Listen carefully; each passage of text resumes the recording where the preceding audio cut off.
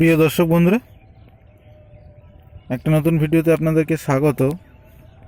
বন্ধুরা, শীতকালীন গাঁদা ফুল গাছ এবং গাঁদা ফুল চাষ দেখুন, সম্পূর্ণ জমিটা এখানে যত জমি আছে এদিকে সব ক্ষেতগুলো শীতকালীন গাঁদা ফুল ক্ষেত। তো আমাদের এখানে প্রচুর শীতকালীন গাঁদা ফুল চাষ হয়।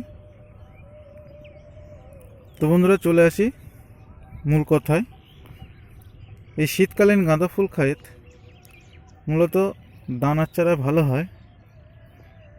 দানার চারাতে খুব গ্রোথ হয়, দ্রুত গ্রোথ হয়, এবং যদি কাঠিমের চারা বসান তাহলে অতটা গ্রোথ হয় না, প্রচুর সার লাগে।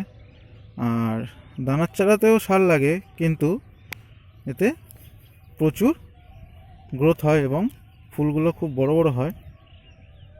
তবে একটা কথা, শীতকালীন যে গাঁদা ফুল গাছ, সেই গাছ কাটিম গাছের মতো অতদিন টেকসই হয় না। যতটুকু হয় মোটামুটি ভালোই হয়, খরচাও কম, অতটা তেলের প্রয়োজন হয় না খুব একটা।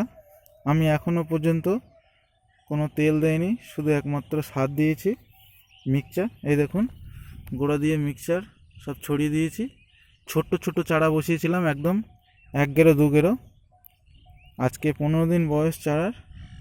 তো চারার গ্রোথ খুবই সুন্দর হয়েছে, দেখুন বন্ধুরা।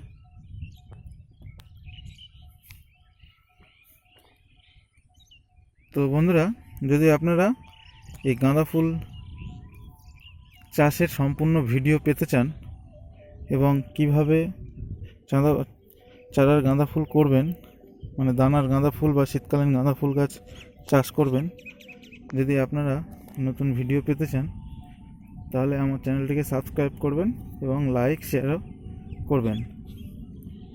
তো ধন্যবাদ বন্ধুরা।